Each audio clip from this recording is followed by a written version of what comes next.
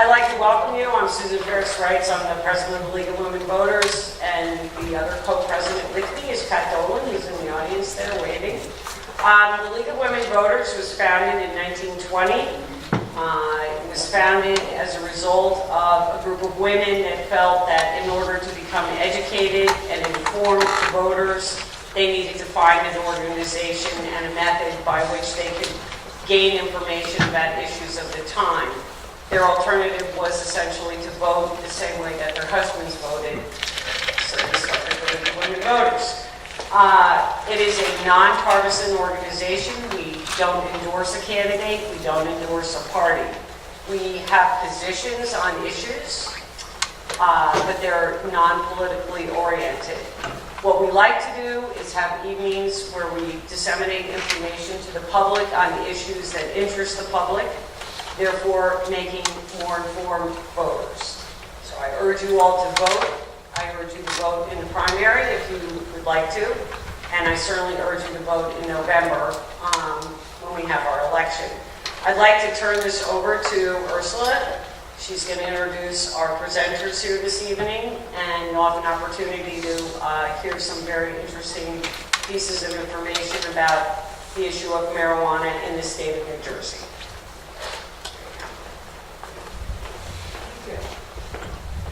Thank you. Good evening. Good evening. We're just so happy that you are here. Thank you very much for coming out tonight. On behalf of the League of Women Voters, I'm glad you came out tonight to hear these experts and their information about the topic of marijuana. Gesundheit. Thank you. Should we legalize or decriminalize marijuana? The current status of legislation concerning marijuana use in New Jersey is that there are currently two identical bills that have been introduced in both the Senate and the Assembly that would legalize possession and personal use of small amounts of marijuana for persons aged 21 and over, and would create a division of marijuana enforcement and also a licensing structure. However, neither bills have had first readings, and thus no hearings have been held on either one to date. And this is an official quote from the legislative site. So today's discussion is going to look at the pros and cons of legalizing or decriminalizing marijuana use in New Jersey. It's a topic that's been discussed a great deal over the years, but has now been pushed to the forefront with our Governor Murphy's campaign promise to make it a reality. So the League's aim is to educate the public, as Susan said, in hopes of helping to bring clarity to a very complex subject. In that spirit, we hope that tonight's discussion will answer some questions you may have, and I'm sure you'll have a lot, we hope. We understand this is a multi-layered issue, but with open dialogue, we will hopefully peel back some of the layers and gain better understanding. We have three very experienced professionals with us tonight who will share their expertise with us. Each speaker will have about 20 minutes or up to 20 minutes to present their views and information. After all three are finished, we will then open it up for questions and answers. So to start off, we have Sergeant Gary Webb Jr. Gary is the squad leader of the narcotics strike force here in Union County with the Union County Prosecutor's Office. He supervises investigations leading to the arrest and prosecution of persons involved in gang criminality, firearms offenses, and the illegal possession of and distribution of controlled dangerous substances. He also teaches advanced gang training, Narcotics 1 for patrol officers and Narcotics 2. Is there a Narcotics 3? Only 2. For investigators to current police officers for in-service training, which is very important. He's a member of the New Jersey Narcotic Enforcement Officers Association and the East Coast Gang Investigators Association. That's a mouthful. And has been awarded 4 Law Enforcement Awards by the New Jersey Narcotic Enforcement Officers Association. Gary is also employed as an adjunct professor at Montclair State University in the Justice Studies program. While with the Narcotic Strike Force, he has supervised more than 200 narcotic investigations and participated in more than 500 narcotic investigations. So, I would like to turn over the first part of our informative evening to Sergeant Gary Webb.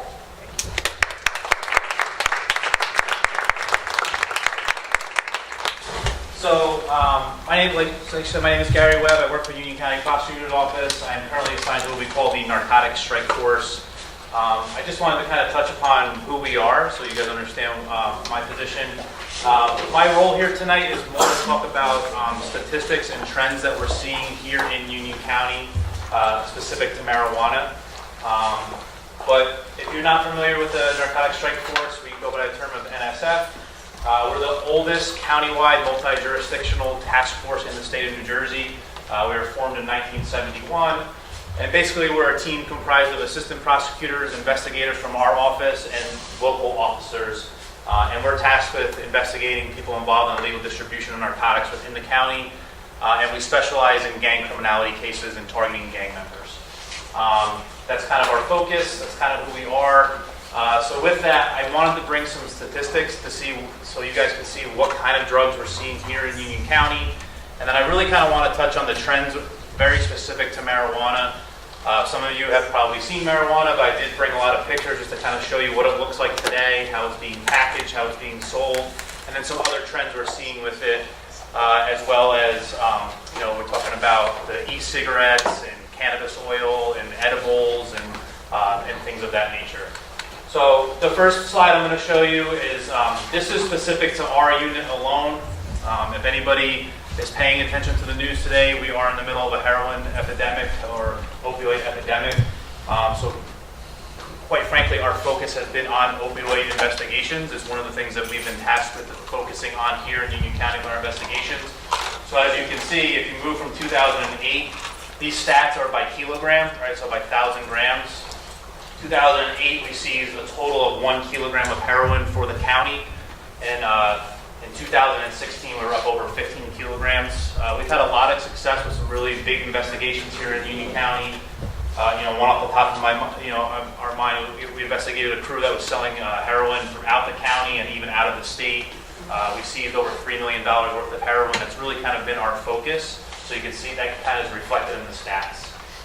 You can see cocaine seizures also up a little bit in 2016, but they kind of been consistent with one big year in 2010. Sometimes a really monster investigation can kind of throw the stats off and we'll make a seizure of 20 or 30 kilograms, but they've been kind of consistent. And then these are our marijuana seizures. All right, so from 2008, where we seized over 350 kilograms of marijuana, 2016, you can see was a lot lower. I'm going to show you another slide in a minute about what's going on with the local police department, so I don't want you to think that there hasn't been a lot of marijuana seized in the county. But again, our focus has been in the past couple of years on heroin. All right, so we've been concentrating on heroin investigations. So we haven't investigated larger scale marijuana operations. So that's kind of why we've seen the shift in our stats. But 2016, you can see, I think it was just over 10 kilos total for the year. We have our own forensic laboratory here in Union County. So what I did was I pulled all the drug submissions that have been made to the lab for 2017. This is not anything to do with weight. All this is if an officer arrests somebody and seizes a quantity of a drug and they submit it to the lab for testing. So although our numbers were down in 2016, 2017, as our unit, what we're investigating, you can see for the county, by far the most submissions were marijuana. Right? There was 2,425 submissions made to the county for marijuana, with second place being cocaine at 871. The heroin numbers are a little skewed because you can see number 3 is heroin at 533, but then you see heroin and fentanyl, which is a big trend that we're seeing here in the county, which is a different topic for a different day, is 212. So if you can combine those numbers, it's a little bit higher. A lot of the other stuff you're going to see on this list are also other opioids or fentanyl by themselves. and a lot of synthetic drugs. And that's one of the things I'm going to get into with synthetic marijuana in a little while. That is by far one of the biggest trends we're seeing here in Union County are synthetic types of drugs, whether it's synthetic marijuana, whether it's what we call synthetic cathinone, which is your Molly or your club drugs, things like that. We're starting to see a lot of that. It's another one of the big trends. But, what are our biggest trends? By far, heroin and opioids, other prescription drugs besides the opioids, synthetic marijuana, marijuana edibles. As marijuana becomes legal in other states like California, Colorado, we're having people order those products online. So what's legal to be purchased in another state, people can go on the websites and order them and have them mailed in here to New Jersey. So we're starting to see a big uptick in that. We're also seeing people make their own marijuana edibles. We talked about this briefly before we even got started. We had some questions about this, but vaporized substances, e-cigarettes, vapes, things like that, another huge trend, especially with our younger crowd. And I just mentioned synthetic cathinones. Those are the things you're going to hear, bath salts, Molly, Flocka, N-bomb, things like that. Those are all synthetic drugs made out of the country and then brought in, usually ordered through the mail. And then one of the big trends we're seeing now is kind of a resurgence of crack cocaine. For a while, that was not a drug of choice. We were seeing a lot of heroin cases. We're doing a lot of heroin seizures, and crack cocaine kind of fell off a little bit, and within the past year, we're seeing more and more crack cocaine seizures. All right, so let's talk about marijuana. All right, this is just more to get you familiar with what marijuana is, what it looks like, how it's packaged. We do a lot of presentations for parents because, quite frankly, some people just don't know what it looks like. Everybody's heard of marijuana, everybody's seen it, it's on the news, but I think it's helpful for people to actually see it. Just some quick stats. This is some stuff that I kind of pulled off the internet, though, just talking about illicit drug use by high school seniors. By far, marijuana is the highest, 36.4%. And you have other products like synthetic marijuana, the hallucinogens, salvia, MDMA, ecstasy, and cocaine. But still, by the numbers, by far, marijuana is the most used drug by high school seniors. Another, drugfree.org, 41% of teen marijuana smokers say they began before the age of 15. So we are seeing that consistent use among high school students. And I think a lot of that becomes the reason why we're here tonight. All right, there's kind of like that mixed message. Is it illegal? Is it not illegal? Can you get it medically? Can you not get it medically? And I was kind of telling a story earlier. We've actually done presentations where parents have said to us, well, it's legal now, right? And we're like, no, it's not. They're like, oh, well, my son or my daughter told me that it's legal. Obviously, this is why we're here tonight. It's not legal. But there is like that mixed message. And, right. And what happens with that mixed message is kind of like that perception of risk, right? So now, no matter what side of the argument you're on, as people start talking about it more and more, or legalizing or not legalizing medical use, as children are hearing that and hearing it become common talk and common speak about it, about the legalization, that perception of risk kind of drops down a little bit. They don't look at it as bad, or they're saying, oh, well, they're talking about legalizing it. Maybe it's not that bad for me. Kind of that perception of risk dropped a little bit. I'm by no means an expert on why people use and things like that, but that can equate to more use. So that might be why we're seeing the uptick in the use, just kind of that perception of risk. Just talk about, one of the big things was as the risk goes down, it's kind of we just start seeing the more and more use. Some of these stats are a little bit old, but you can see right up there with that 36.4%. And just as we're seeing more and more talk about legalization, we're just seeing more and more use with the younger kids. Another big thing that happens with that is, we're all familiar with the risk of DWI and driving while intoxicated, but one of the things that happens is we're starting to see more cases of drug driving, where people, smoking marijuana or using other drugs and driving, right, which obviously is an issue, a public safety issue. We're starting to see a little bit of that. They talk about the highest rate being 18 to 25, and there was a survey done, they said up to 32 million people have actually driven a car while under the influence of drugs, not alcohol. For the first time when they did this stat, it was driving after marijuana use surpassed drunk driving when they did the survey.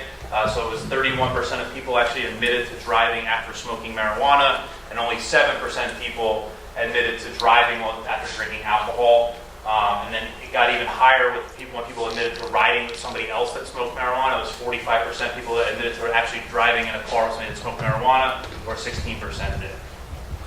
All right, so if you've never seen marijuana, it is a plant. This is what it looks like.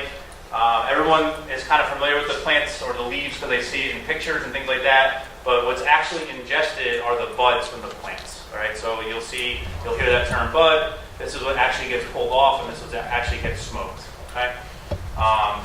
Again, this is not the class to teach you guys on how to grow marijuana, but this is just kind of what it looks like.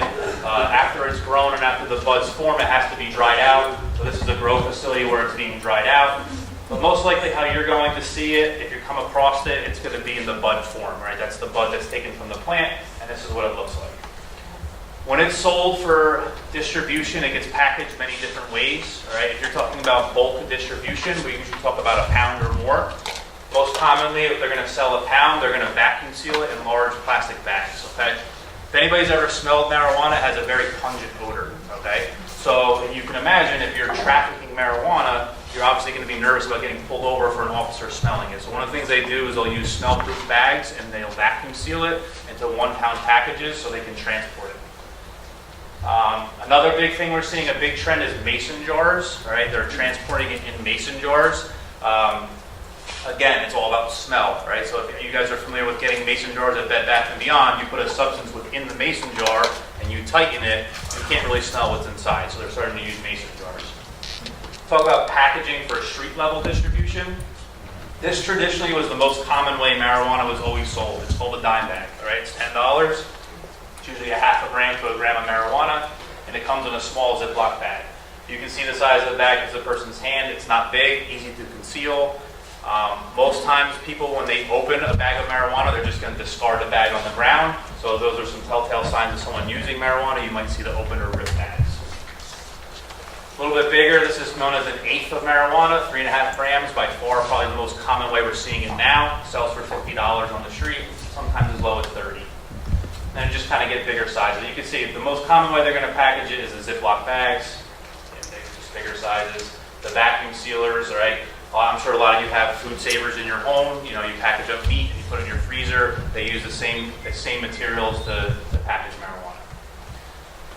Most common way it's smoked is usually what we call a blunt, which is a hollowed out cigar, and it's wrapped with cigar wrappers. If you were not aware, you can walk into probably any Krauser's or convenience store you want and buy blunt wraps. Right? It used to be they would have to buy a cigar, they would have to hollow out all the tobacco, and then they would put the marijuana within the cigar. Now there's companies that just sell the outside wrapping part of the cigars for them, so they don't actually have to work to hollow it out. They sell them flavored, grape, bubblegum, whatever it's going to be. I know there's a convenience store right in Cranford that sells those for $1 a piece. That's allowed? Yeah, it's because it's sold as being used as smoked tobacco products. Rolling papers, if someone's using rolling paper to smoke marijuana, they probably started smoking marijuana in the 1960s or 70s. It's a very old trend, but we still do see it. People still roll their own cigarettes, so it's still sold, but that's kind of a very old trend.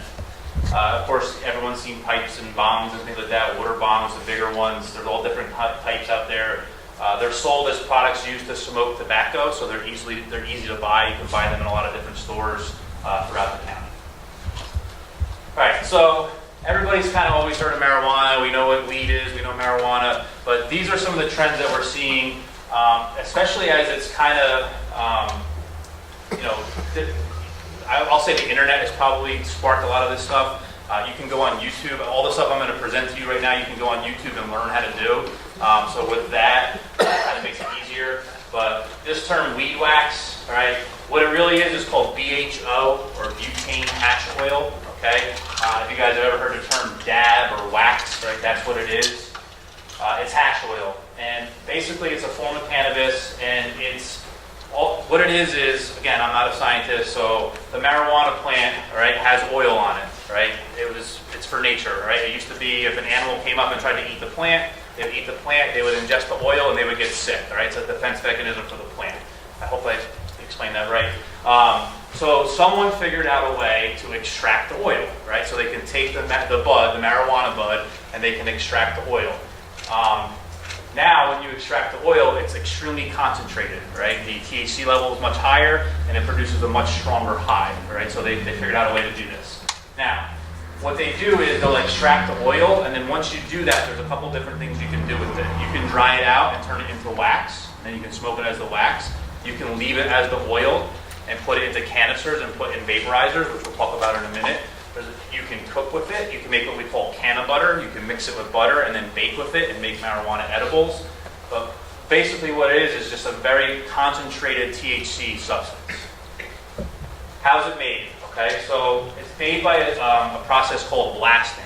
Right, so they're going to take a cylinder. You see the glass cylinder here. They sell them glass and they sell them metal. Right. You take marijuana and you pack the cylinder as much as you can with the marijuana buds. You pack it. Then you apply a butane lighter to the top of it, and the oil extracts out. The cylinder is made to extract it. It stops the bud from coming through, and the oil gets extracted, and you extract it into a pan. Once you put it in the pan, this is kind of what it looks like. They'll use a plastic one, they'll use metal, they'll use glass, and then you go into a pan. From there, they can bake it, they can heat it, they can dry it out to make those other products. Obviously, not very safe if they're using butane lighters and applying an extreme amount of heat to products. Right? We've had explosions. We've never had one in Union County. I shouldn't say it like that, but there have been reports of it in New Jersey of explosions where people. This is something put out by New Jersey Department of Community Affairs. This was in Trenton. Put it out. There was a case where someone actually blew up their house while trying to make the butane hash oil. If they make it into the wax, right, it's called wax because it literally looks like wax. It looks like earwax. That's the best way I could describe it. It's very sticky. It's after they dry it out. So one of the new things we're seeing is you can't put wax into plastic because it's going to stick to it, right? So one of the ways they transport it now are these silicone containers, right? So, you know, if I'm a parent and I see this in my kid's backpack, to me it looks like lip gloss, right? It looks like a lip gloss container, right? But they're made of silicone, and they're purposely made of silicone because the wax doesn't stick to it, and that's why they're made that way. If you see this right here, oil, right? That's the butane hash oil. But a real big thing you're seeing now, everyone's familiar with the term 420. Everybody familiar with that term? Okay, it's the April 20th or the time of 420, the national time to get high, and the national day to get high and smoke marijuana is on 420. The new thing now is 710. If you flip over oil, it says 710. Right, that's the new thing. So let's move into edibles. Like I mentioned before, with the increase of amount of states having legal marijuana for recreational use, we're seeing more and more edibles made by companies. Again, it's not illegal to sell this stuff in Colorado or California. It's illegal to possess it here in New Jersey, but there's nothing from stopping that website in California or Colorado from sending it to me. Okay? In law enforcement, we work to try and intercept those packages and things like that, but it does make it here, so we start seeing this stuff. They say now the average dose is 10 milligrams. Is a recommended single dose of THC. So if you're going to eat an edible, it's 10 milligrams. Okay? Now, just for example, that chocolate bar in the middle, right, is 180 milligrams. Right? So that, what is that? How many servings? I'm not good at math. 18 servings, right? Who in here is going to eat 1/18 of a chocolate bar? Right? If I'm going to eat a chocolate bar, I'm going to eat an entire chocolate bar. So that's one of the things that we start seeing a little bit of issue is they start ingesting more than the recommended dose, right? So they're not going to break off a piece of the chocolate bar. The other thing is it's a little bit of a delayed response in terms of the high for an edible. So if I eat it, I'm not going to get that high feeling right away.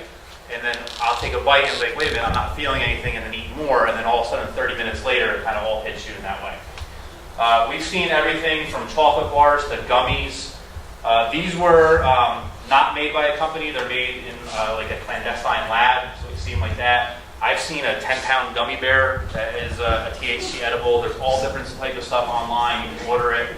But like I said, you know, probably the most common ones are these, the edible gummies. They're just little gummy bears. You know, each one has 60 milligrams. I'm sorry, the total package has 60 milligrams, so I think each one comes with 6. Like one gummy bear is the recommended dosage. Again, like if you buy a package of gummy bears, it's not common to eat just one gummy bear. This is can of butter. Back when I first heard of like pot brownies and like that, I just kind of thought like they just made brownies and like threw pot into it, but that's not how they make it at all. The first step in making any edible like a brownie is you're going to make can of butter. And that extracted oil that we talked about before, you're going to mix that with the butter and actually make this can of butter. And then instead of baking with regular butter, you bake with the can of butter, and then that's what brings the THC into the product. Vaping, I know we've had some questions about this before we even started tonight. Definitely one of the bigger trends we're seeing.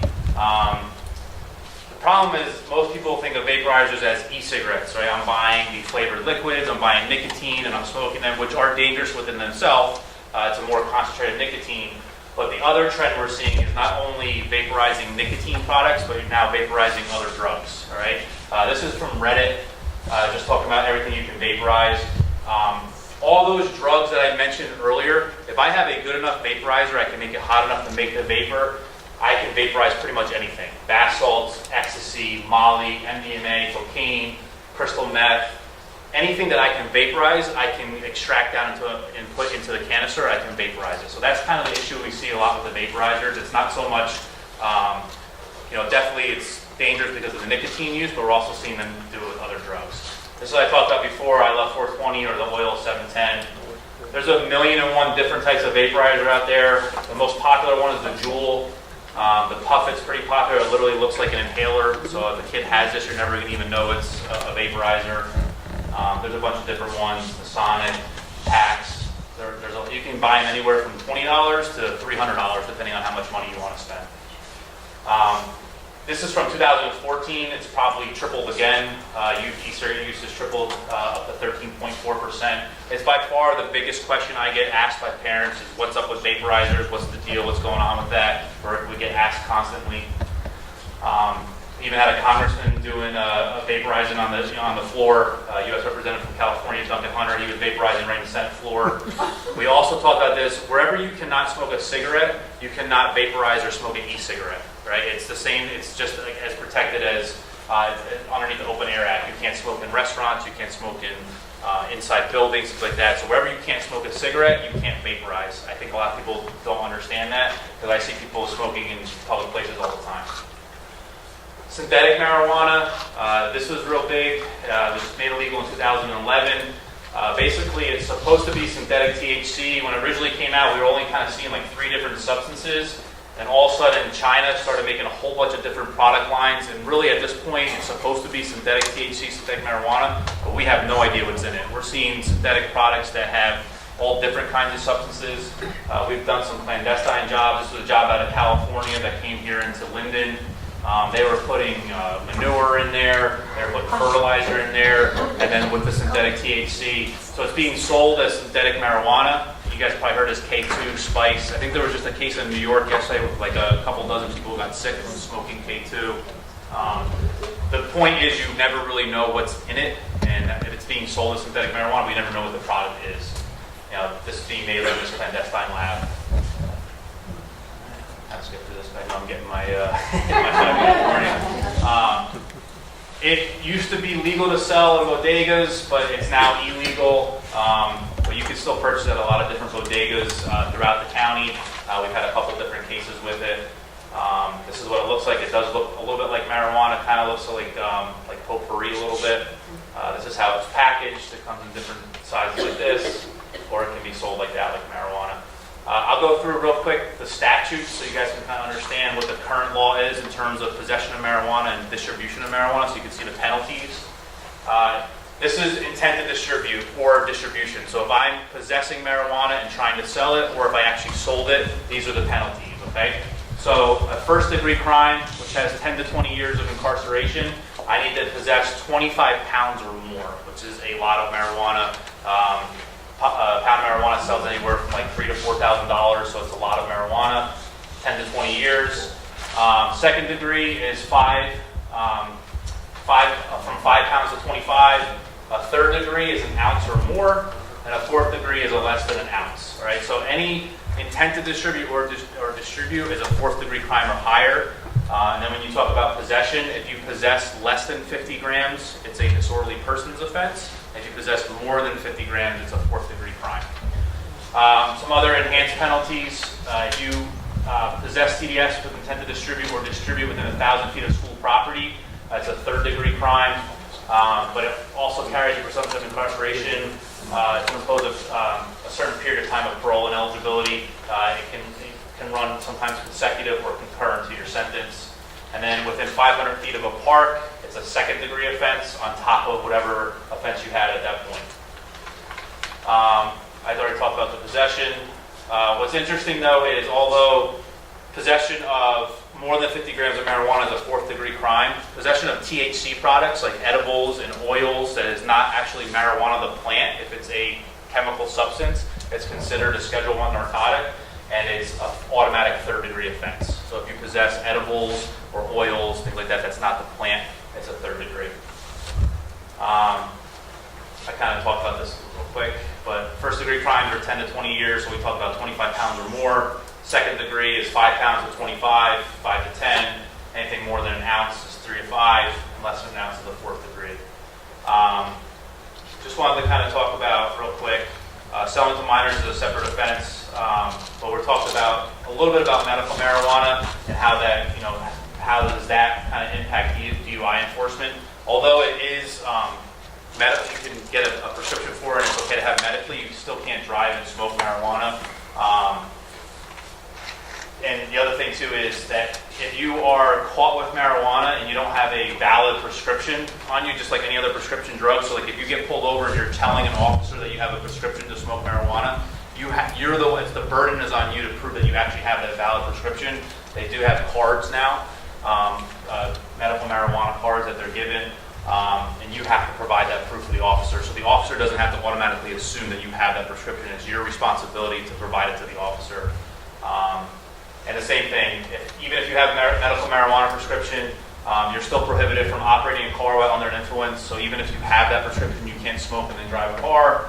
You can't smoke it on a bus or in public. You can't smoke it in a private vehicle unless it's not in operation. So that means you can't be the passenger and smoking in the vehicle, but if it's a parked car, you can. You can't smoke on school property, public property, parks, beaches, or recreation areas. It's really for use in your home. It's, you have the prescription, it's used for in private residence.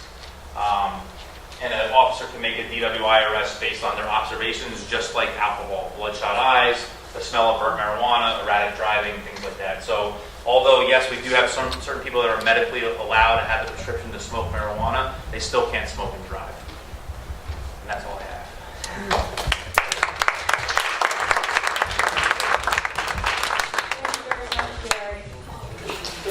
Our second speaker is Elizabeth Ruebman.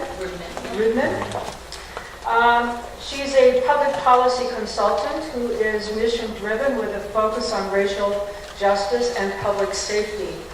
She drives social change through advocacy campaigns, grassroots organizing, government relations, communications, and policy research. In addition to working for the New Jersey United Marijuana Reform, Elizabeth supports a statewide network of crime survivors, coordinates a public safety council in New York, and works on early literacy in Patterson, New York. So I'd like to introduce Elizabeth, who is with the New Jersey United for Marijuana Reform, and she will explain to you what that is. Thank you. Yeah.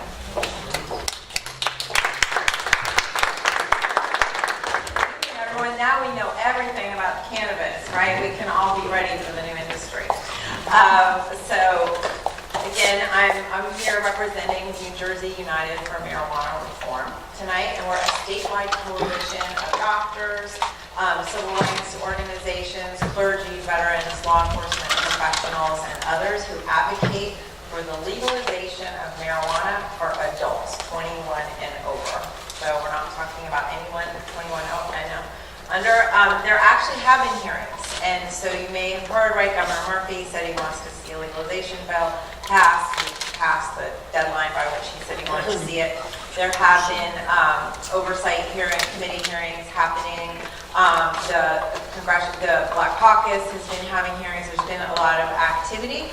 And I'm sure Melissa hopes is a different answer, but what we're hearing is that the legalization bill will have the votes to pass in the summer, middle of June. So before we kind of get into some more depth on that, and that could be wrong, but that's what our intelligence tells us from the legislature. So just a little bit about myself quickly. I am a mother of 3 teenagers. And as Ursula said, I work on public policy issues focused on public safety and racial justice, and really the intersection of those 2 things. So I look for ways that we can make our communities safer, yet also more just. And so I see legalization as one of those issues. Just a little personal background. I often get this question. I grew up in Berkeley, California. A hotbed of cannabis usage, right? Ground zero for cannabis usage. I had hippie parents, the whole 9 yards, and I don't use any cannabis except occasionally for medical usage for chronic illness, which I'm happy to talk about medical separately. And actually, I hate cannabis. I am single. I will not date anybody who uses it. I don't allow it in my home. It's not my thing, but I don't believe that it should be illegal. And we're going to go into that. I also don't like alcohol, and I don't like how people use prescription drugs, but my judgment is not what this issue is about, right? It's not about kind of imposing my morality on other folks. It's about the bigger, I think, more important issues. So yeah, people always about, oh, you must. I get that on the side. You must, nope. I haven't touched this stuff in a million years. But that doesn't affect my opinion. So I want to tell you a little bit about our coalition. Gary was so kind to get me set up, and kind of go through our steering committee on this statewide coalition, and talk about each group's interest in legalization. And I think that will collectively kind of make our case for why we've been involved in this fight. So the first organization is Normal New Jersey. Normal is a national organization. We work with the statewide, the state chapter, and they advocate for legalization, recreational legalization, for a whole host of reasons. But one of the main ones is something that Gary was alluding to, and that is adulteration, right? That we want to make sure we know. I think y'all would be shocked. Maybe you wouldn't be shocked, but how many people use cannabis regularly? We're not talking about kids. I live in Montclair, and I can tell you that all those mansions up on South Mountain, right? Everyone's using cannabis. It's you go to parties. It is a normal part of people's life. The way red wine is also a normal part of people's lives. And we want to make sure that if people are consuming cannabis, that they are buying it safely, that they're not getting K2. I have actually smoked adulterated marijuana as a young woman, and it's a horrible experience. And it's unsafe. So we want to make sure that the cannabis is brought behind glass, that it's regulated. You have to show ID to get it, and that it's consumed in a safe way, and that people aren't going to be sickened by it by accidentally buying K2. Just the way you go into a liquor store and it's identified what the alcohol level is. We want cannabis to be the same thing, so that you know that it's safe. Then I think we can kind of group together the civil rights groups, and that's, I think, at the heart of our coalition. We've got the NAACP, the ACLU, and the Latino Action Network grouped together. And all of these folks are involved in this fight because of racial justice. So in 2013, the ACLU of New Jersey did an analysis of marijuana possession, and we're not talking intent to distribute. We're purely talking about possession. It could be as little as a joint. Who gets arrested for possession? And this report confirmed what I think people already knew, to be honest. I just heard a comedy routine where this guy said, "Oh, I hear legalization is coming to," and people clapped, and he said, "I don't know why you guys are clapping. It's already legal for white people." And that's kind of been the unwritten rule about marijuana, right? And so this report revealed that people of color in New Jersey are 3 times more likely to be arrested for possession. And you may think to yourself, well, then maybe people of color use marijuana more. It's inaccurate. Okay, usage rates are equal among race, races. And we actually suspect that this data is skewed because there's some issues with law enforcement data reporting and not separating white people from Latinos. So we think of actually those, if they were separated, you would see that black and brown people are in fact arrested at a much higher level. So the question we usually get is why? Well, why can that be? And I think, I work in public safety. I've spent my whole career working with law enforcement agencies, also doing social justice work. And police practices are a big part of the problem, right? In communities of color, they're subject to over-policing, things like stop and frisk, and they often tend to be in public spaces. I could have a pound of weed in my purse, and now that Gary's taught me how to seal it up and contain the odor properly in mason jars, I could have it all in my purse, and I could leave here. I could drive home. Nobody's gonna stop me.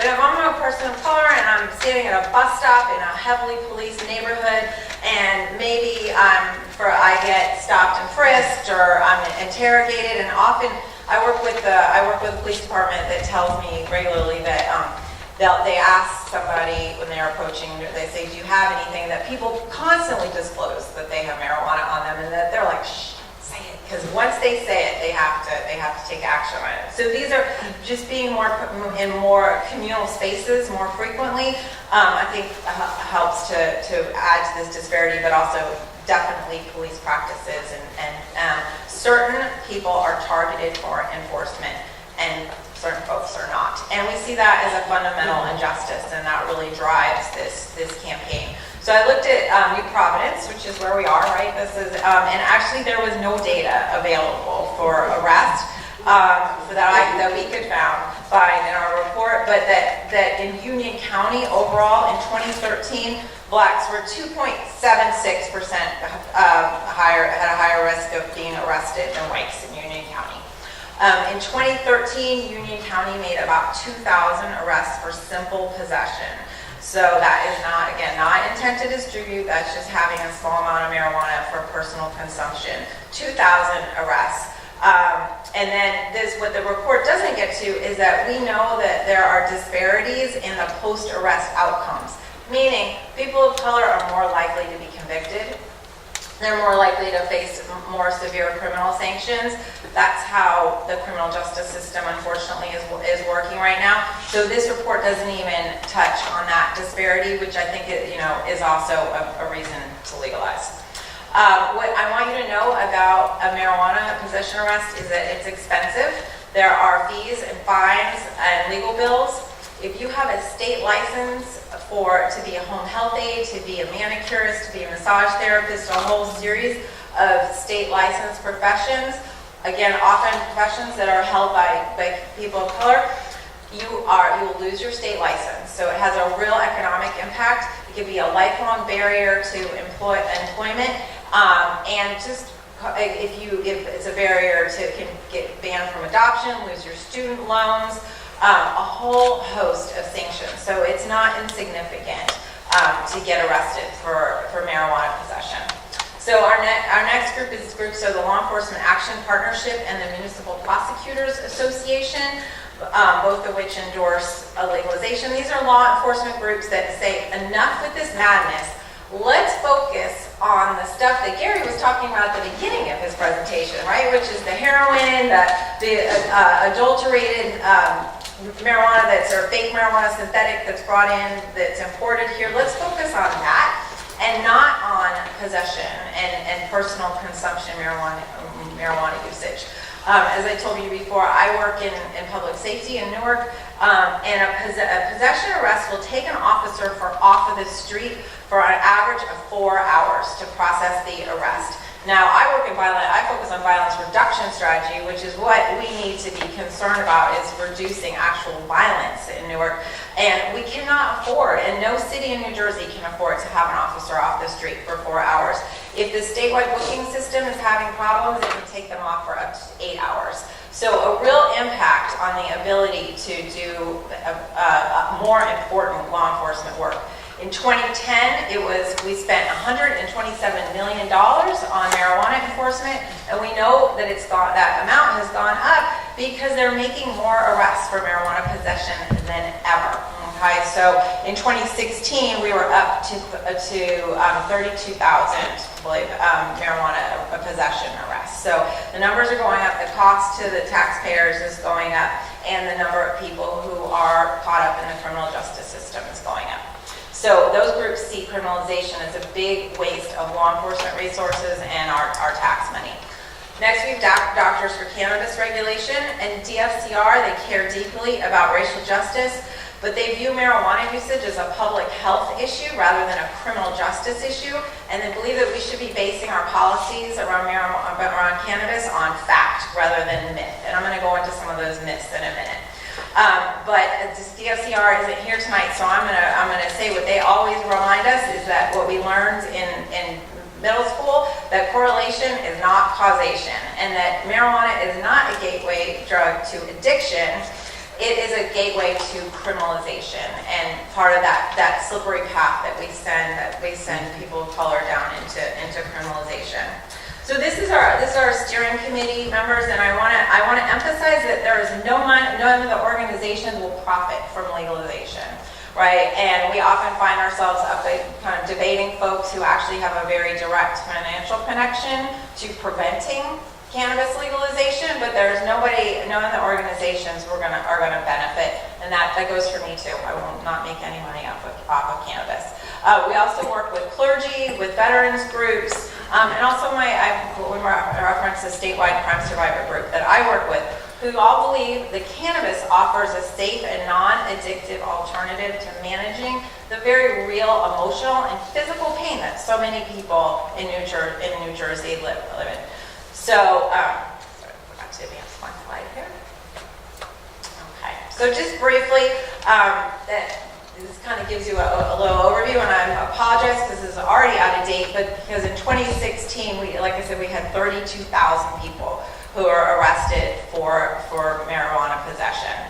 And that was according to FBI data. And right now, back then when we made this slide, we were 8th, but now we are 3rd in the country for possession arrests. And that means, again, that the cost of enforcement and also the racial disparities have gone up as those have increased.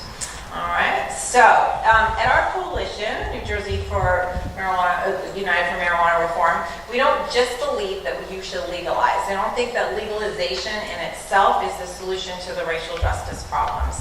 We believe that the legalization bill should be done correctly. It should be done in a very thoughtful, purposeful way. And what you may have heard is that some of these other states where they legalized by ballot referendum, or it was kind of a fast process, that their legalization bills weren't very well, or movement wasn't thought out very well, and now they're going back and trying to fix it. And so we really want it to be very methodical, and we think that that's why it's great that the Oversight Committee has been having hearings around legalization, and that there is such a robust discussion in spaces like this one, because we want to make sure that this bill is done correctly. So some of the things that we really are pushing hard for to be included in this bill is a big one is the automatic expungement of prior arrests and convictions for possession.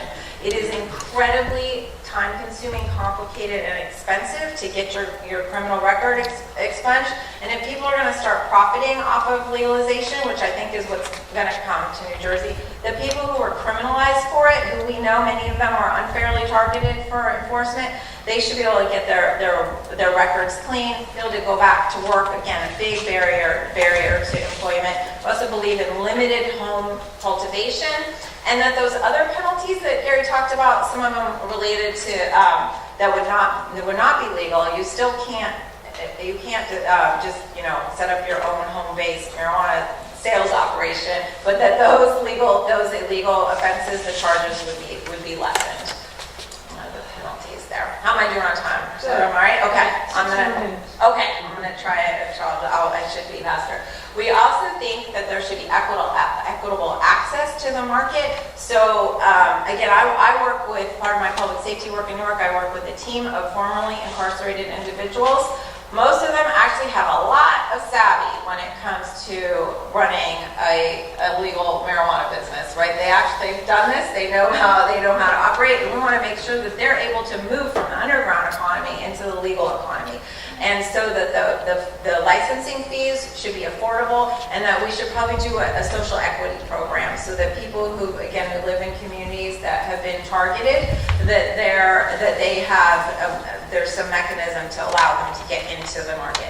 We think that the reinvestment of the tax revenue should be done very thoughtfully with a significant investment in the communities that have been harmed by criminalization. So that could be reentry services, drug treatment. In Newark, we do not have a residential detox facility in the whole city of Newark. You have to go up to Bergen County. That kind of thing is the sort of thing that we should be looking at funding with this reinvestment of the tax money, reinvesting in those communities. And I'm going to talk a little bit about youth education in a second. But I just want to remind you all that marijuana prohibition is actually rooted in racism. Marijuana was criminalized in the 1930s over the objections of the American Medical Association, and it was in response to Mexican immigrants bringing marijuana to this country. And it was a very visceral reaction, the sort of thing we still see to this day. Mexicans are coming in, bringing this herb, let's make it illegal. AMA said, why? This is not a medical problem, this isn't a problem, but we did it anyway. So we really are just reversing something that I think was and I know the industry's changed a lot, we can talk about that more later.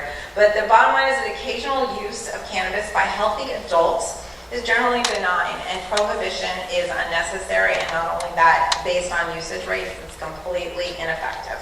Cannabis is far less harmful for adults than alcohol or tobacco, again, both which I abhor, but they are legal because it's impractical to make them legal, and not only is it impractical, it's destructive to certain communities.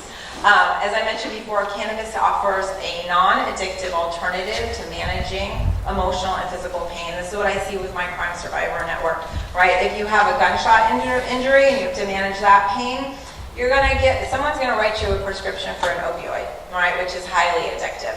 When we know that cannabis is a reasonable alternative, and that goes for emotional pain too. I work with a lot of families who've lost children to gun violence, to street violence, and that's, what people need. They need something to get through the day when your heart has been broken so profoundly. And if they can, and what I see with a lot of folks is they get, oh, my back hurts. Everybody, you can get a legal script for a pain medicine, and you don't have to worry about being arrested, right? But if you have a joint because that's what you're going to smoke at home that night, so that you can settle your emotional pain down, you're running the risk of getting arrested and facing all these charges, which is really kind of a perverse system, I think.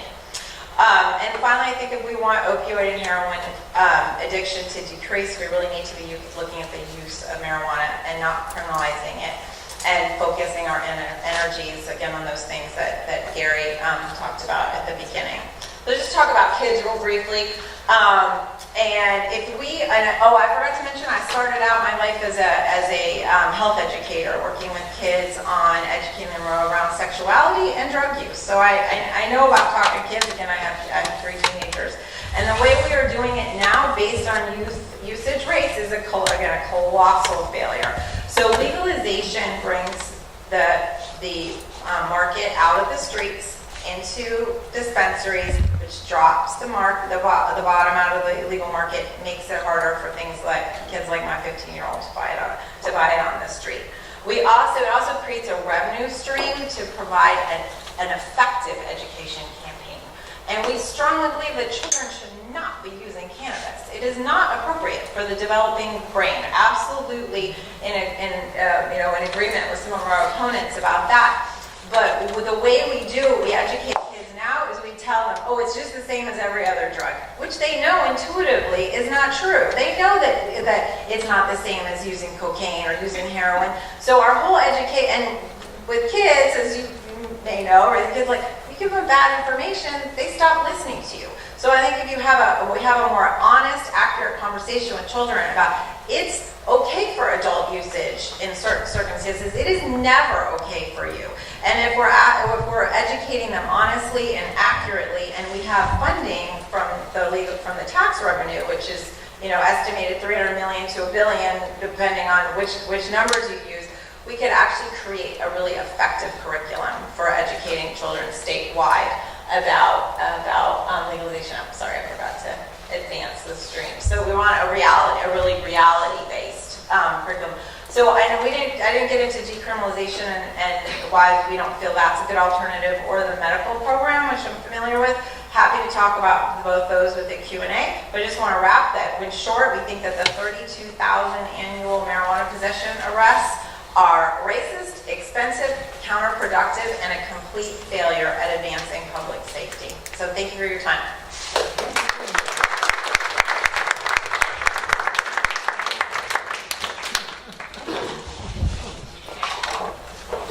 Very informative. Thank you very much, Elizabeth. Thank you. And our final speaker is Ms. Melissa Tasse. She's a Ph.D. Oh, no, Melissa, you can come over.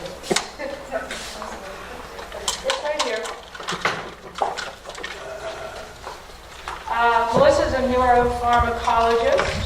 She is from New Providence, so she's a resident here. She's the founder and CEO of the Honeybee Foundation, dedicated to providing education to and resources to help prevent and tackle substance abuse disorders.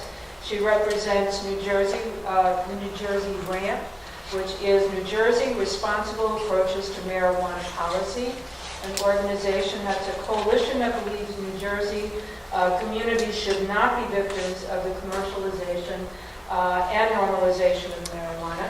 So we're going to get the other side of this argument. And she serves on the board of Overlook Hospital Foundation and the Newark Academy. And she is the chair of the State Public Affairs Committee, representing all of the junior leagues in New Jersey. So please take it away. Thank you. Can you figure out how to put my water here? Can you hear me? Does the microphone work?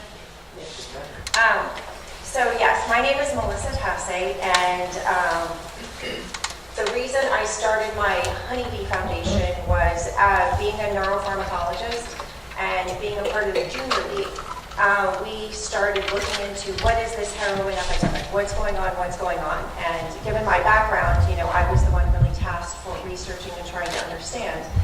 And I just really recognized that my peers, my fellow parents, didn't understand anything about what the opioid epidemic was, what's in their medicine cabinet or opioids, and they didn't understand how this could happen to their child. And, I just became so enraptured. I did a lot of research. I read, there's this book called Dreamland you may have heard of. That's an amazing book about the opioid epidemic that really delves into all the issues and how it started. And I just felt driven that I have to do something to help educate parents, because it's all about the developing brain, and parents have the most influence over their children, and that's how substance use starts. And so I love the brain, and I can go on forever and ever, so I've tried to minimize that in my presentation today. As Ursula mentioned, right, I represent NJRAMP, and we think that legalizing marijuana is a really, really bad idea. And like I said, what I mentioned before about teaching parents and educating parents, that it's all about the developing brain, because what we have in our country is an addiction problem. And 90% of all addictions start during adolescence. So it's really about the child's brain and what we really need to focus on. And, I'm so glad that you guys are here today and we're engaging in this discussion. I was really hoping that people would start having these debates, because we need to really look at all the data and really understand what's going to happen. So when we think of kids, right, everything that we've done to protect them and to protect their brains, right? We put them in seatbelts. We put their helmets on when they ride a bicycle. We model that same behavior. We put our helmets on. When they go skiing, that's a new one, right? Putting the helmets on there. Even, right, the whole lead in the drinking water. That's because it has effects on the brain, and we're worried about what's going to happen to their brain. And of course now with the whole cell phone technology, we're seeing that affects the brain development as well. And we want to talk about the brain more.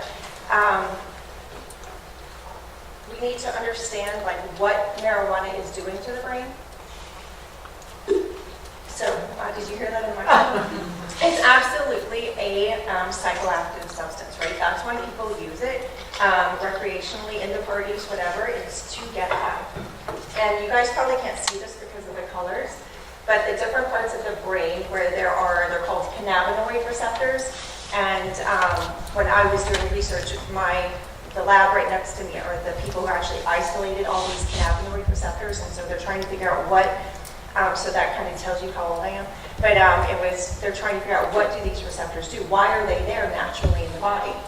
And so what they find, they're in different areas of the brain that are responsible for judgment, for movement, for sensations, for vision, for coordination, for memory, and for reward.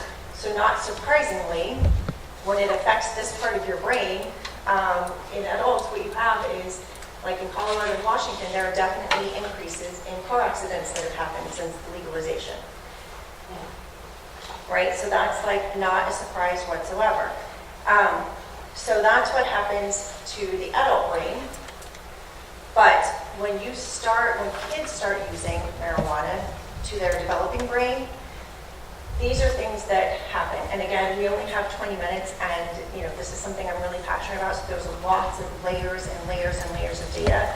I've tried to just really tease out what I think is really impactful to me as a parent and as a scientist that makes sense. Kids who start to use marijuana, they start to use it more frequently and heavily. There are studies that show they have an 8-point drop in IQ that has not been shown to be reversible. And for those of you, I had to go look this up myself when I learned this. So what does 8 points mean? So the scale of IQ is kind of like every 10 points you can change, difference. You can go from above average to below average just with, 8 points. You can change that. So there are studies that show regular marijuana users of children, right? They have lower grades, they have lower test scores, they're less likely to graduate high school, and they're less likely, once they go to college, they might change their major because they can't handle that level that they were going to take. They change their major or they drop out of college. And again, this is not every single kid who tries marijuana, right? Like, I'm not trying to be like sensationalist about this, but to be realistic. So people who use and use heavily as children, this is, what can happen to their lives. There are also other studies of adults who self-report what they believe marijuana did to them, like heavy use of marijuana, that they have lower satisfaction with life, they earn lower income, and they have greater unemployment. And they absolutely believe that it's because they got involved with marijuana early on in their lives. 1 in 6 will develop a lifelong substance abuse problem. That means addiction. Absolutely 100% marijuana is addictive. There are criteria in the psychiatric manual of how you define what is a substance use disorder. They're trying to get away from the word addiction. And 1 in 6 children who start to use marijuana will develop an addiction. And unfortunately, there are risk factors for use and protective factors. But every child is absolutely vulnerable, and you can't decide who, you can't figure out who exactly that child is going to be that will develop an addiction. And what's going to happen with marijuana legalization is it's just going to be more readily available to them, right? It's going to be in people's homes, and they're going to think it's less harmful, and they're going to use it more, and it's absolutely going to affect their children. And this is a campaign out of California, talking about trying to educate. So this is a nonprofit organization that was, that the California legalized recreational use. And this was just a campaign that they came up with because they were really, really, really trying whatever they could do to keep kids from wanting to use marijuana. So this was their campaign, and I thought it was pretty telling, pretty accurate that, right, there are reasons why people use marijuana, and it's to make themselves feel good. But in kids, this is what can happen, right? You use too much of it, your potential in life goes down. And that's what that is really all about. So, this is where I get to talk about the brain just a little bit. So, I'm going to have to get into water real quick. So I hope you guys enjoy this. So you may have heard this, the developing brain, right? The kid's brain is still developing up until age 25. How many of you guys have heard that before? It's been in some news articles, some National Geographic stuff, right? So it's always developing. And this is just kind of a chart that shows you from age 5 up to age 20 how it's developing. So it develops from the back of your brain to the front of your brain. And the blue parts and the purple parts, that's the more mature part. And that front part of the brain is the prefrontal cortex. So does anyone happen to know what the prefrontal cortex? The frontal part of your brain, and it's associated with judgment and decision making, and it's usually the last part of your brain that develops when you're older. That's fabulous. She's absolutely right. So judgment, knowing right from wrong, impulse control, decision making. So that part of the brain is the last part to develop, right? So if kids start using before they reach that part, right, that part of the brain is not telling them, you need to stop, right? Because everything else feels so good. And what feels good, have you guys heard of the dopamine reward system? The limbic system, right? So the way we think of the adolescent brain, the dopamine reward system, as it's being developed, the adolescent brain is being developed, the dopamine reward system is turbocharged, right? Everything feels amazing to them, right? Like their first kiss is amazing, right? The first time they sneak out of school is amazing. Like everything is like really, really, really supercharged because of this dopamine reward system, right? And that's where every single drug affects that reward system, right? Whether it's marijuana, whether it's nicotine, alcohol, opioids, the prescription drugs, the heroin, cocaine, crack, all those things that were listed by Sergeant Webb, right? It all impacts that part of the brain, the dopamine part of the brain. And in kids, remember that judgment part. It's not there to make them stop. And over time, if kids use enough, and for one kid it's this amount, another kid it's this amount, over time there are actual changes that happen to the brain. Physical, chemical changes that happen to the brain, where they develop a lifelong disorder of addiction. And that's what, I really care about, are all of the kids' brains in our community, and to try to keep them away from that. It really is a lifelong addiction. I mean, how many people do we know that smoke cigarettes and their addiction, right? How hard it is to stop smoking. That's how hard it is for any of the substances. I think cigarettes are really, really, really hard, but it's just something you don't want. And, like I said, any of these drugs impact that system. And so why am I spending so much time talking about the kid's brain, right? We're talking about a substance that's supposed to be legal for adults, right? 21 and older. And the reason I'm talking about it is because of this. Is that something that you guys just want to jump up and eat, right? Or is it something your kids want to jump up and eat, right? It's because the industry is going to target children. I wholeheartedly believe this. This is what's sold in Colorado. And our children are going to think that's awesome, and they're going to try it. And unfortunately, 1 in 6 of those that try it are going to develop an addiction. And it makes me really, really sad to see that this is what is going to be put into the faces of our children.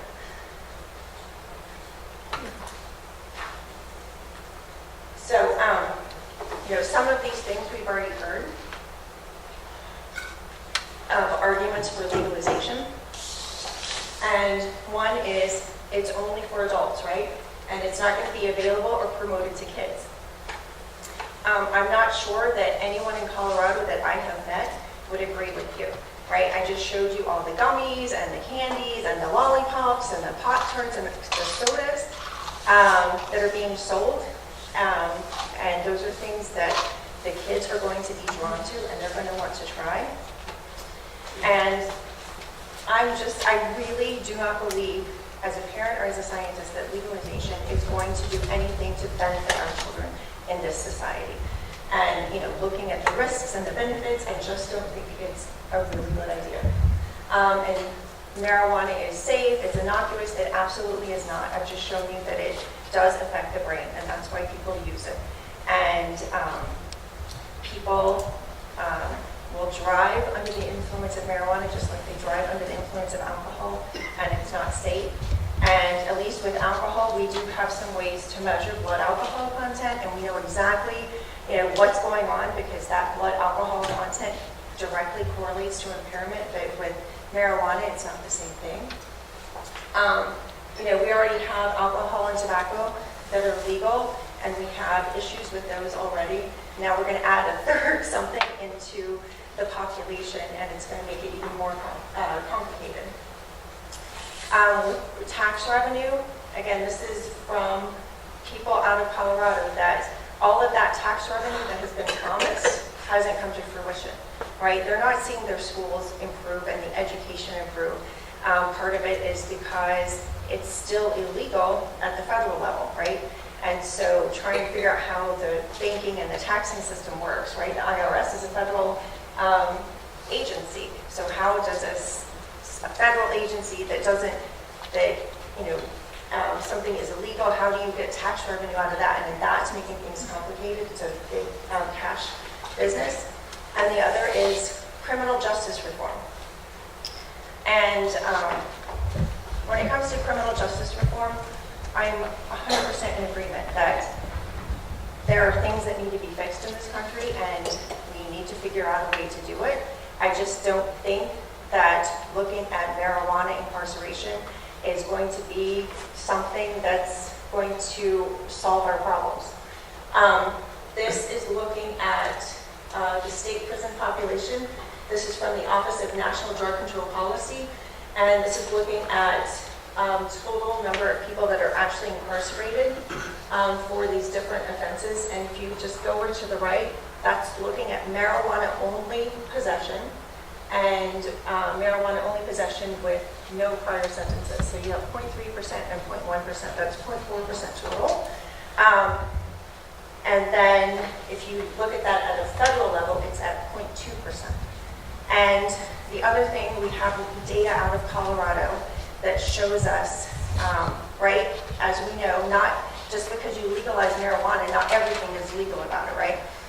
And minors, right, it's not legal for them to use, but their arrests have gone up in Colorado. And if you look at the racial disparity in that, of those arrests that have gone up, the whites actually went down, but the blacks and Hispanics went up. So even though it's legal, it hasn't seemed to affect that. And all of the other offenses that go along with what would be illegal, it's also hasn't changed.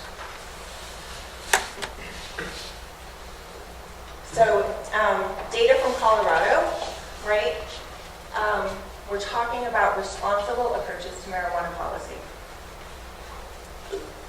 And there's a lot of information. And I have spent the better part of a year trying to really understand it, because like I told you, I was really focused on opioids. But I get tons of questions about marijuana, and a lot of kids start using marijuana, and then some of them go on to use harder stuff and opioids, and lots of things are interrelated of how the developing brain works. And so I just jumped into this and went to conferences and read as much literature and listened to as many experts as I could. And if you look at the data from Colorado, first-time use in kids is up. Car accidents have definitely increased.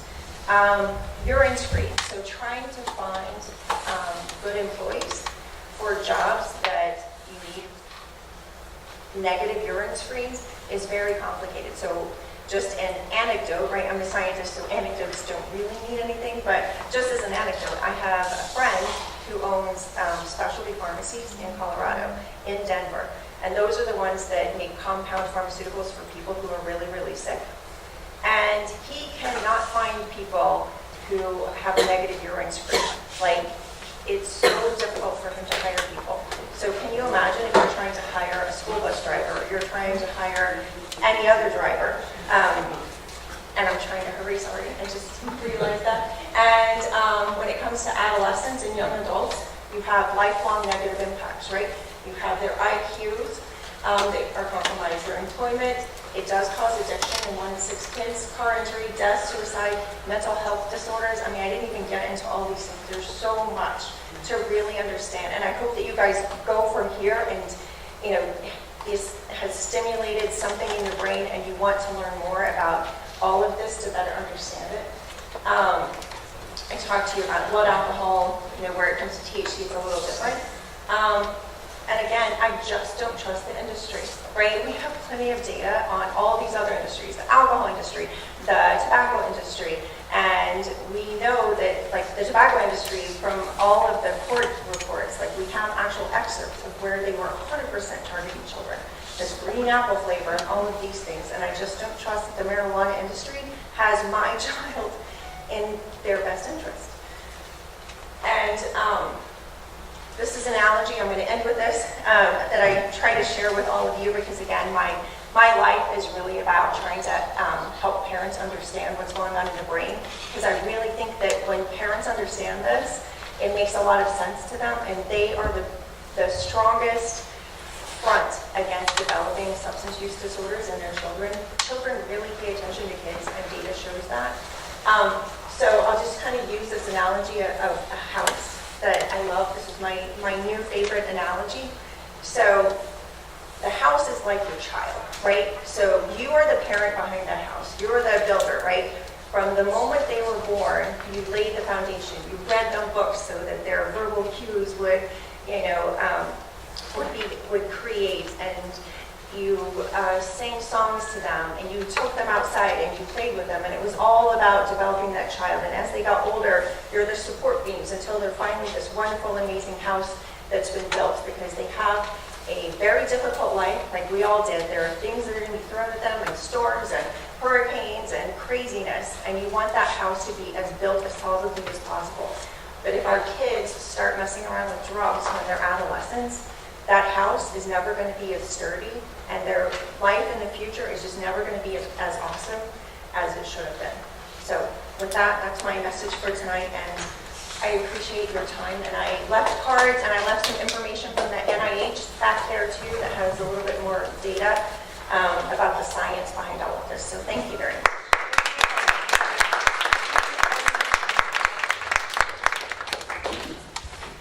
I know I rushed everybody, and I thank you very much, but we do have limited time, and we do want to get back home, right? And, I don't know. Oh, Dancing with the Stars is on. Well, I want to thank the speakers. They have done an amazing job. They've given us lots and lots of information, lots to think about. So what I'm going to do is I'm going to give them the microphone and going to give you about 15 minutes to ask questions of the speakers, and they will pass their microphone around. And this gentleman just is going to start. Melissa, are there any studies that show similar effects with alcohol? If taken before they're 25, they would have the same effects on the brain, IQ, and things like that? Like I said, I was huge opioid, like really focused on opioid, and but to understand like what happens with the opioid epidemic, it's all about addiction, which means it's all about the developing brain. I don't know if there are specific numbers, because I didn't really delve into researching that, but absolutely with regard to addiction, right? All of these substances, most addictions start in adolescence, and it doesn't matter what substance it is, and absolutely addiction can happen, but I can certainly research more of that, and I apologize for not knowing the exact answer about that. Any other question? Yes, young lady in the green. Would you stand up, please, so we can hear? So, I was wondering, if we legalize weed, then wouldn't it have to go through the government and pass a bunch of tests so they would know that it wasn't laced, and then, like, we have less laced weed, and then that leads to less deaths by, like weed? I think the production would be controlled. I think she's talking about production and making sure that it's safe. How are we going to do that to make sure that people aren't overdosing from what we were talking about earlier? Different substances. I'm not familiar with. Do I need this? You guys hear me? Yes, it's a good idea. Okay. So I'm I don't know if I'd be equipped to answer that because I'm not familiar with what the plan would be in terms of, I think you're talking more about like regularization, like how you, regulate it. I don't know if there's anything in the books for that, for legalization. I don't know if you could touch on that. Well, I would agree with I think your premise is that legalization will lead to safer product, and that it's what drives a lot of the legalization movement. Is that, we want to know we want to have a safe alternative so that you're not buying adulterated cannabis. Exactly.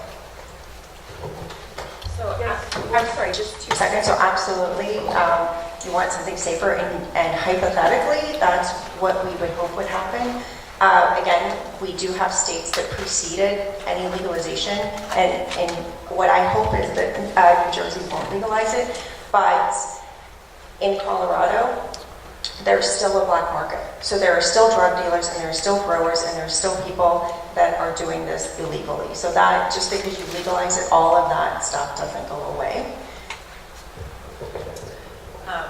I would agree with Melissa's right that yes, still is an illegal market, which is why it's really important to have the taxation set up straight, right? So you want the taxes to be low in the beginning to really drop the market. And there's concerns that Colorado didn't go low enough in the beginning. But I will tell you, I work with, and I know I appreciate your point about anecdotes, but one of our very active members is an emergency room doctor in Patterson. And he will tell you that what he sees all the time is people coming to the emergency room because they have, first of all, for heroin and opioid overdoses, but also for smoking adulterated products, and that he has never had a single person who has come in from smoking too much cannabis, like safe cannabis, right? It's that you're buying stuff that's bad.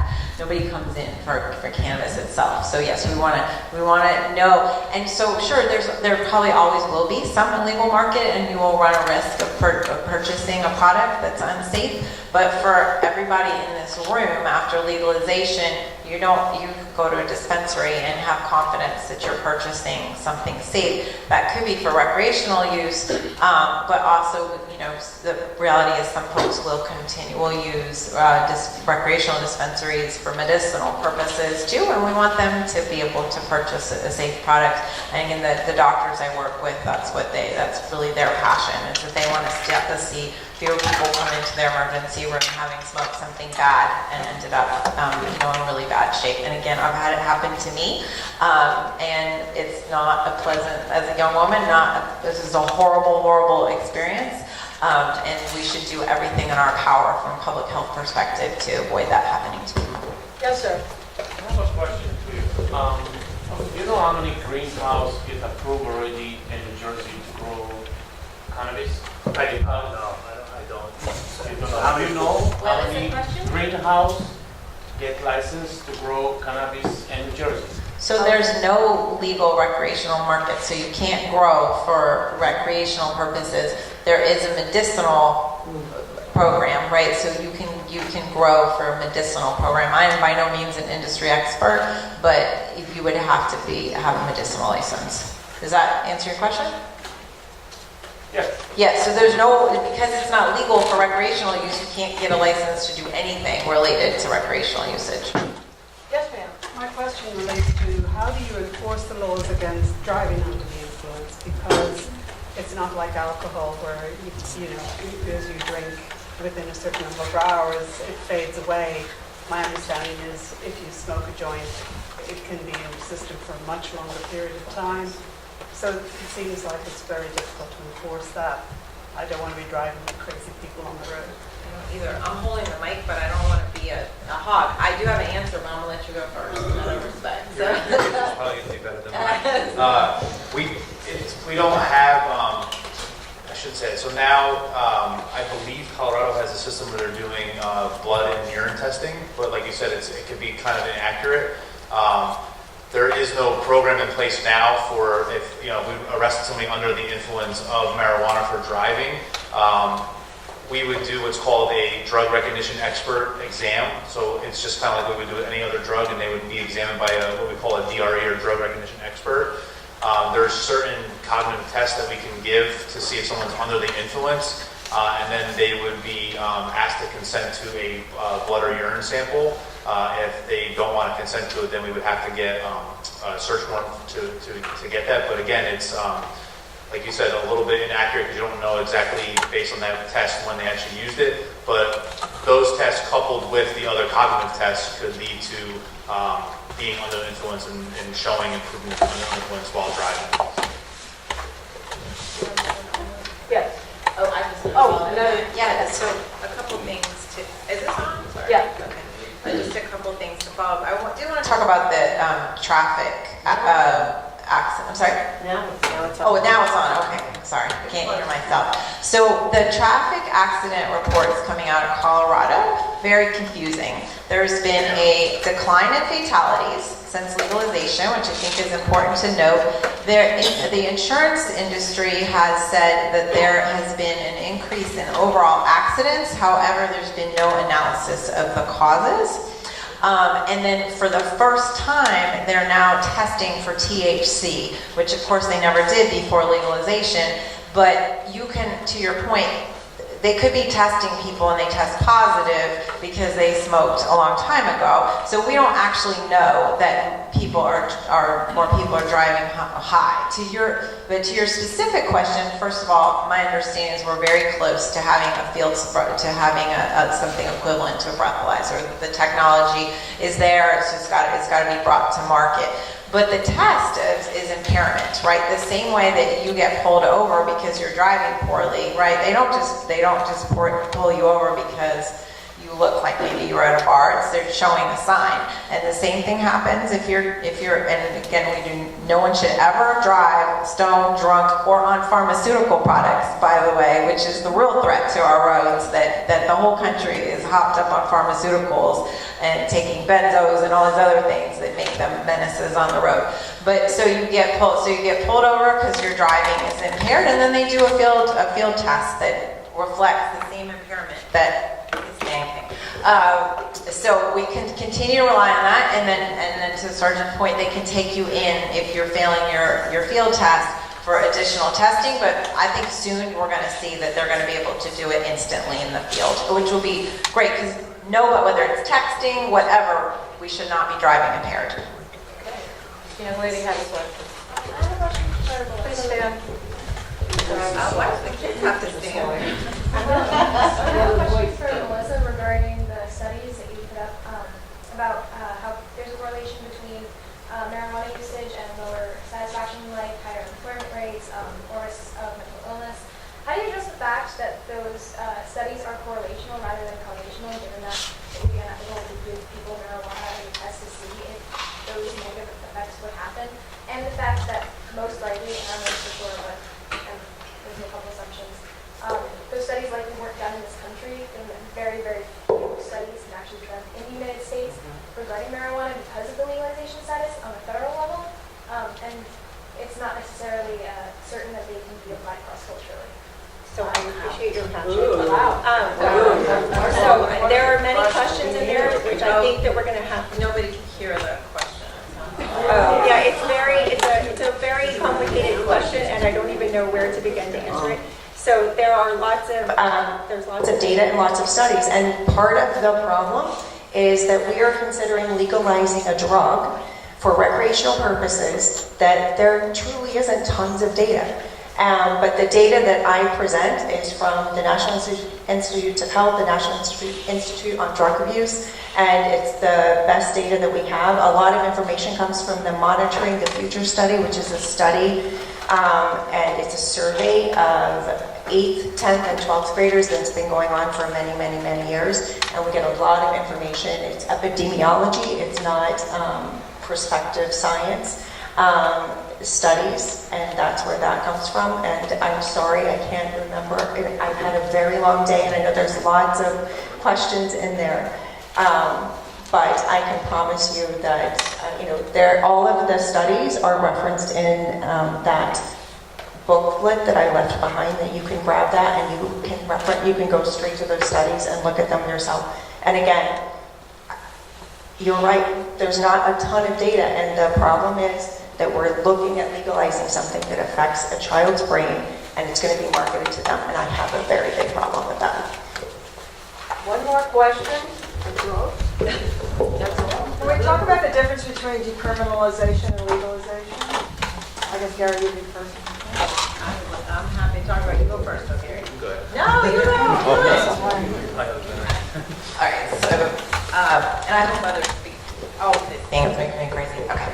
So with decriminalization, right, it's not legal, so, but you can, so you're not arrested, but you get a fine. So because our work is focused on a racial justice perspective, we often think that fines are almost as bad as arrest. Fines typically lead to arrest. So if you're a poor person and you get a $1,200 fine or whatever the fine is for possession, then when you can't pay it, and again, because I do public safety in Newark, we see that traffic tickets result in warrants that end up in arrest. So a $25 traffic ticket can turn into a warrant and arrest, a fine for possession. Certainly we'll do the same thing. So that's why as a coalition we feel that decriminalization is inadequate. In addition, it does not bring the product out of the underground economy. So you don't have the tested product, you're still buying it from a dealer on the street, which I'm with Melissa, the gummies and the stuff marketed at children is unacceptable, but so is the person who's selling it to kids outside of school. So we want to get rid of all of that, and decriminalization does not give us that solution of bringing it into the safe market. And, absolutely, I do with everything in my being, and everyone who is a licensed therapist that I know, everyone who works in this field, every physician that I know, every psychiatrist, addiction specialist, absolutely no one believes that legalization would be a good idea. And if we want to talk about decriminalization and we want to look at social justice reform, I am all for that. I think that in itself is an issue that needs to be addressed and fixed. I don't think that legalizing marijuana is going to fix that problem. As I showed you, it's this much of an entire justice problem that we would possibly be addressing. And if we really want to fix that, and that's really, really what the problem is, then that's what we need to address. I'd like to know why doesn't the medical profession come out and just vehemently oppose this? I mean, they should just show films to the kids in school. Matter of fact, why don't you just allow them to go and see an Alzheimer's and the assistant woman, just drive the kids through there, and they see what the people look like. Do they want to end up like that? And they're going to end up years before. I hear Probably. you. Right, absolutely. So I hear you, and it's a weird microphone. So first of all, this is why I speak to parents, is because their brain is fully developed and they understand what I'm saying and can make the rationalization. But you're right. But kids, right? Their judgment isn't all up there, so you should do everything you can to prevent them from using substances. And I can tell you what is frightening about, so there are some medical organizations that have come out and vehemently oppose. Some of them, unfortunately, Phil Murphy has threatened to not fund some of their programs if they stand up against it, so they have just remained silent. So a lot of things, like everything in this world, is very political. Right? So I'm here. Do we have any other questions? Yes, I'm curious as to what programs are not going to be funded. Do you have specifics on that? Unfortunately, I do not know the specifics. That's just what I heard, because I agree. I was just like this lady, like, what the F? Why have I not heard more? Because I know everyone, doesn't agree with this. And that's just what someone told me. So I don't even have an absolute.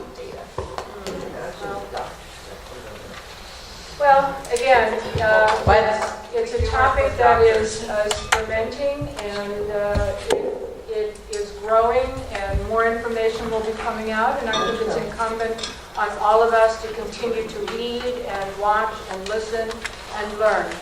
Elizabeth, can I just ask Elizabeth to finish her comment about the doctors?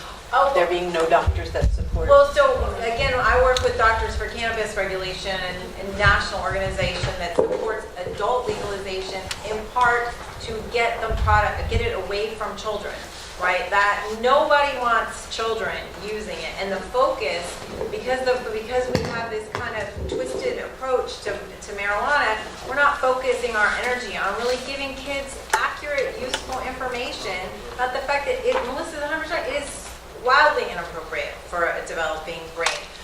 But there are doctors who are very, very active in the fight to make sure it's legal for adults so that we can differentiate appropriate uses versus inappropriate uses. And they're loud and vocal about it. So, but I guess they haven't gotten their message to you. Thank you. I know we have more questions, but I think it's time that we need to wrap it up. I want to thank our presenters. Thank you very much for attending. We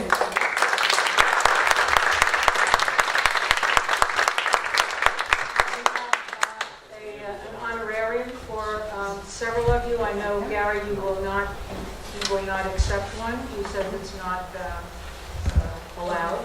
But we thank you from our It's not a personal honorarium, just to be clear, it's for the organization. It's not personal. It will go to their organization. We thank you for coming out tonight. And also, we thank Phil Cook for being the videographer for the League of Women Voters. Thank you very much. And the video is going to be uploaded to our website and to the local television station, so you can get your friends to watch it again. And it's something I know that you'll want to watch again. And I want to thank Bruce Wrights for being our official photographer. Thank you. He's going to take pictures later. And I have to thank my husband for helping to set up. I wanted to say a quick thank you to Ms. Sharon Davis, who has been the chair of our program committee for many years, has done an outstanding job, and we thank you very much for your many years of service, and she is going to now retire. She'll still stay on the committee, but not as chair, so we thank her very much for everything.